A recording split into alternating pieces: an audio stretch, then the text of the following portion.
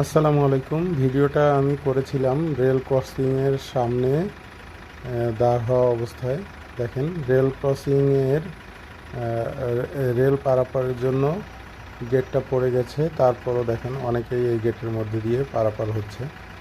আসলে আমরা বাঙালিরা কখনোই সাবধানে চলাচল করি না, এটা তারই প্রমাণ। হয়তো 5 মিনিটের জন্য এই গেটটা ফেলে রেখেছে, ট্রেনটা চলে গেলে তখন আবার যাতায়াত করবে, কিন্তু এর মধ্যে দেখেন কত লোকজন এর মধ্যে দিয়ে পার হলো।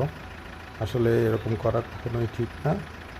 এই ক্রসিংয়ের গেটটা দেয়া হয়েছে যাতে এদিক দিয়ে লোক পারাপার না হয়, অথচ দেখেন এখনও হেঁটে যাচ্ছে। তো এটা একটা সচেতনতামূলক পোস্ট। অবশ্যই আপনারা এরকম ক্রসিংয়ে এরকম হাঁটাহাঁটি করবেন না। এর মধ্যে রেল চলে এসেছে, আর এই যে রেলটা চলে গেল। তো আপনারা সবাই সাবধানে থাকবেন। ধন্যবাদ।